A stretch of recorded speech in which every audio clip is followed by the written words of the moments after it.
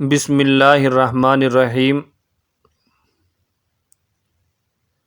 شروع کرتا ہوں میں اللہ کے نام سے جو بڑا مہربان نہایت رحم کرنے والا ہے۔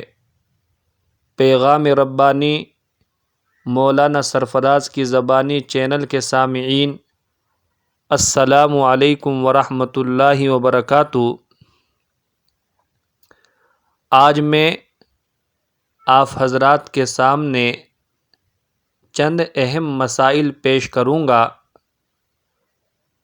غسل خانے کے اندر جاتے سمے ہم فرسٹ کون سا پیر اندر داخل کرے، باہر نکلتے وقت فرسٹ کون سا پیر باہر نکالے، یہ ایک اہم مسئلہ۔ دوسرا مسئلہ، ہم بسم اللہ غسل کرنے سے پہلے کب پڑھیں؟ غسل خانے میں داخل ہونے سے پہلے پڑھے یا داخل ہو کر پڑھے، کپڑے اتارنے سے پہلے یا اتارنے کے بعد میں، یہ تمام صورتیں آپ کے سامنے پیش کروں گا۔ اسی طرح غسل خانے میں جب کپڑے اتارتے ہیں غسل کرنے کے لیے، اس کا سنت طریقہ کیا ہے؟ غسل خانے میں اٹیچ باتھ روم ہو، ٹوائلٹ وہاں ہے اور ہم وضو کرنے جا رہے ہیں، تو وضو سے پہلے بسم اللہ اٹیچ باتھ روم میں پڑھ سکتے ہیں یا نہیں، یہ تمام صورتیں میں آپ حضرات کے سامنے پیش کروں گا۔ مسائل سننے سے پہلے آپ ایک ضابطہ یاد رکھیے گا۔ اسلام کے اندر جو جگہیں اچھی مانی جاتی ہیں، جیسے مساجد ہے، مدارس ہیں، اللہ کا ذکر کی جانے والی جگہیں، خانقاہیں ہیں، تو اچھی جگہیں مساجد، مدارس، خانقاہیں وغیرہ جب ان کے اندر جاتے ہیں تو ہم پہلے اپنا سیدھا پیر، رائٹ پیر اندر داخل کرتے ہیں، اور جب اچھی جگہوں سے نکل کر باہر آتے ہیں تو فرسٹ اپنا الٹا پیر، لیفٹ پیر باہر نکالتے ہیں، بعد میں رائٹ پیر۔ یہ اچھی جگہوں پر جانے اور آنے کا طریقہ۔ اور اگر جگہیں اچھی نہ ہو، جیسے پیشاب خانہ ہے، ٹوائلٹ ہے، تو ان جگہوں پر آنے اور جانے کا ضابطہ یہ ہے کہ جانے کے وقت سب سے پہلے اپنا الٹا پیر، لیفٹ پیر اندر داخل کریں گے، اور وہاں سے باہر آتے سمے اپنا سیدھا پیر، رائٹ پیر فرسٹ باہر نکالیں گے، اس کے بعد اپنا الٹا پیر، لیفٹ پیر باہر نکالیں گے۔ یہ ایک ضابطہ ہوا۔ اب غسل خانے میں جب ہم جائیں گے، فرسٹ سیدھا پیر رکھیں گے یا الٹا پیر؟ اس کی تین شکلیں ہیں۔ اگر غسل خانے میں ٹوائلٹ بھی ہے، جسے ہم اٹیچ باتھ روم کہتے ہیں، تو پھر مسئلہ غسل خانے میں داخل ہونے کا وہی ہے جو ٹوائلٹ کے اندر جانے کا ہے۔ اٹیچ باتھ روم میں جاتے سمے، غسل خانے میں جب جائیں گے، فرسٹ اپنا الٹا پیر، لیفٹ پیر اندر داخل کریں گے، اور نکلتے سمے فرسٹ اپنا سیدھا پیر، رائٹ پیر باہر نکالیں گے۔ دوسرا مسئلہ، دوسری شکل اور صورت،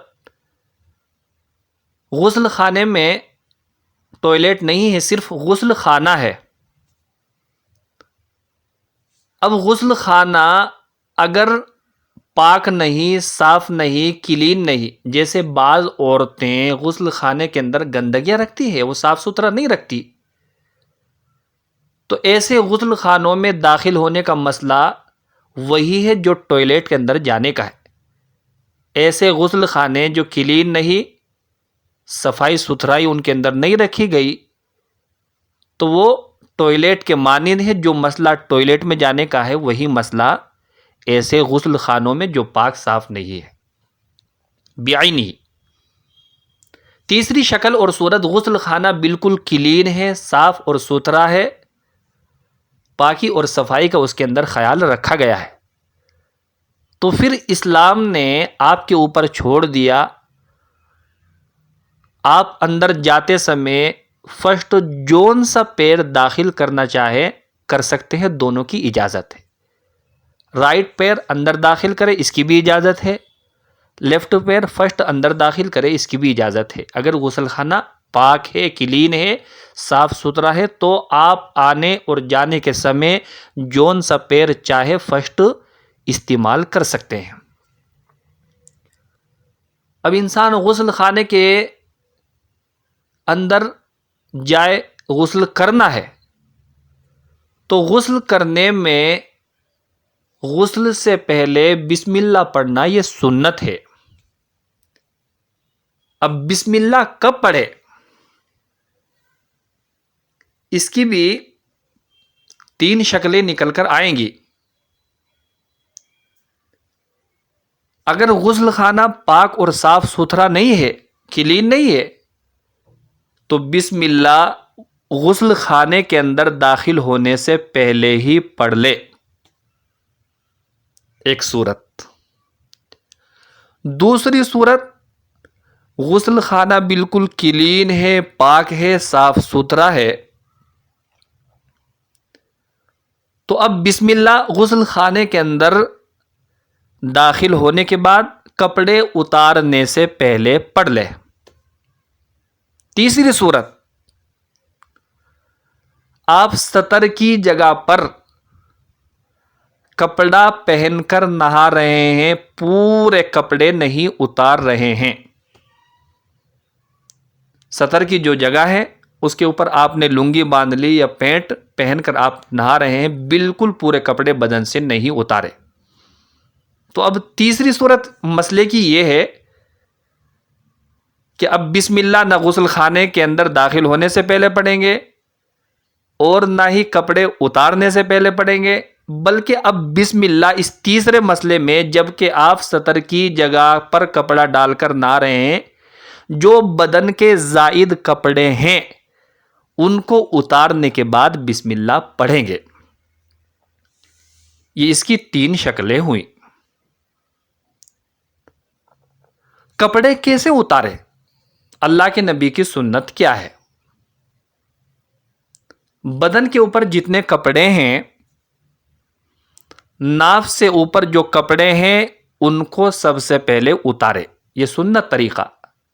ناف سے پہلے، ناف سے اوپر جو کپڑے ہیں، چاہے وہ قمیص ہو، چاہے قمیص کے اوپر سواٹر جرسی ہو، قمیص کے نیچے بلین پہن کے رکھتے ہیں نا، بلیان، تو یہ تمام کپڑے پہلے آپ نکال لیں گے اور دوسرے نمبر پر اب بعد میں ناف کے نیچے کے کپڑے اتاریں گے۔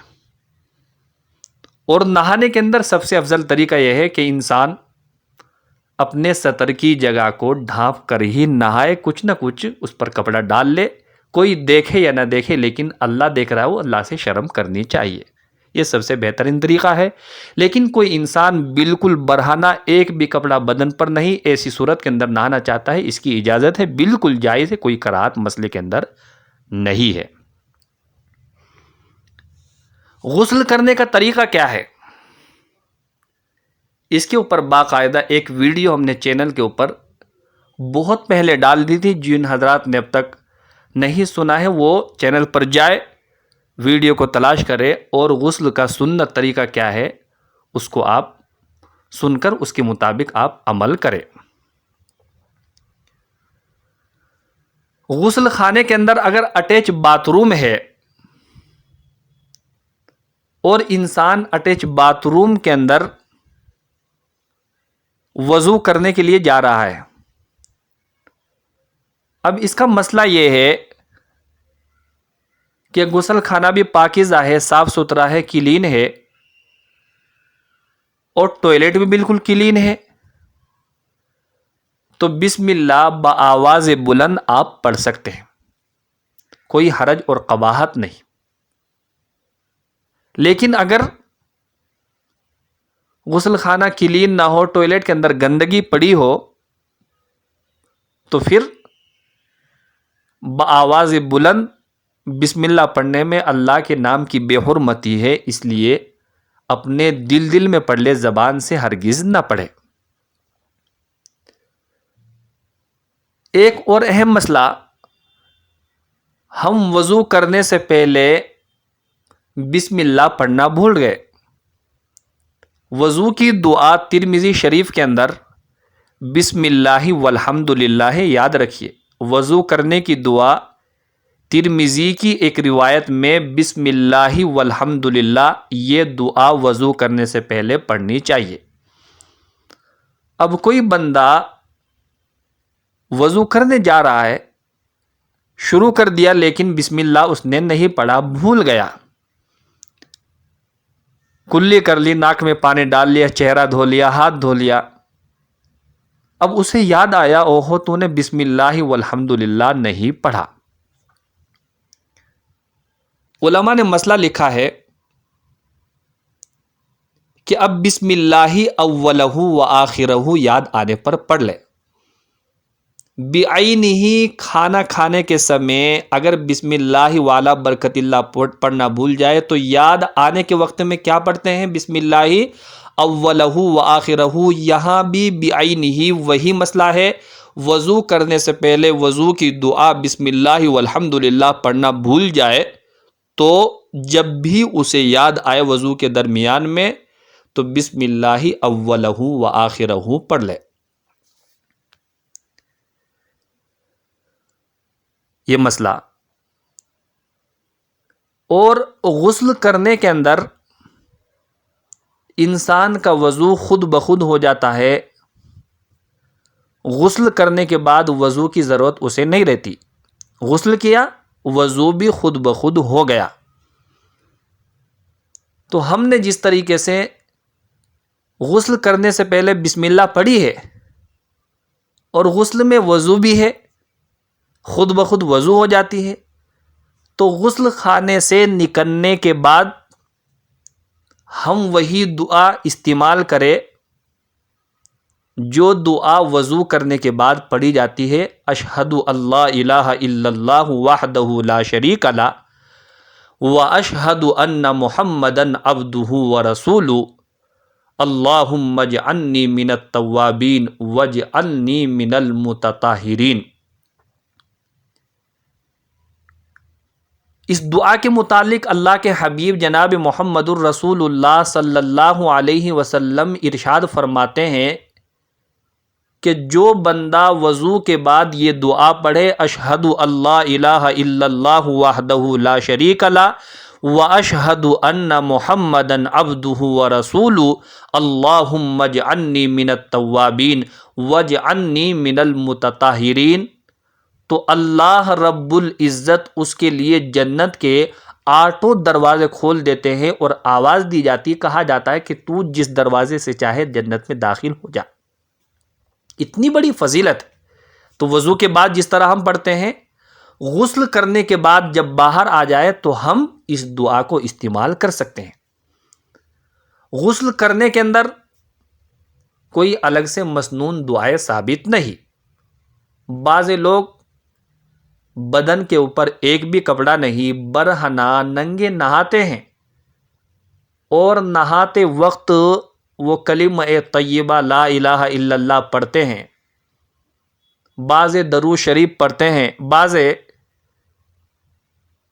برہنہ ہونے کی حالت میں بسم اللہ پڑھتے ہیں۔ تو یاد رکھیے اگر بدن کے اوپر ایک بھی کپڑا نہیں، آپ کلمہ طیبہ پڑھ کر کلمہ طیبہ کی بے حرمتی کر رہے ہیں۔ بدن پر کوئی کپڑا نہیں، آپ درود پاک پڑھ کر درود پاک کی بے حرمتی کر رہے ہیں۔ بدن پر کوئی کپڑا نہیں، آپ بسم اللہ زبان سے پڑھ رہے ہیں، تو آپ اللہ کے نام کی بے حرمتی کر کے مجرم بن رہے ہیں۔ تو غسل خانے میں غسل کرتے وقت جبکہ بدن کے اوپر کوئی بھی کپڑا نہ ہو، کلمہ طیبہ کا پڑھنا، درود پاک کا پڑھنا، بسم اللہ کا پڑھنا اور وظائف پڑھنا بالکل اجازت نہیں، یہ تمام چیزیں ناجائز ہیں۔ تو جو بھی یہ اہم مسائل آپ کے سامنے میں نے رکھے، مسائل غسل کے اندر، کتاب المسائل کے اندر اور فتاوی دارالعلوم دیوبند کے اندر یہ تمام تفصیلات موجود ہیں، وہاں سے میں نے حاصل کر کے آپ کے سامنے رکھا۔ آپ حضرات مجھے بھی دعا میں یاد رکھے، اور اللہ تعالیٰ آپ تمام کو بھی، مجھ کو بھی اللہ تعالیٰ جہنم سے بچا کر جنت میں جانے والا بنائے۔ وآخر دعوانا الحمد للہ رب العالمین۔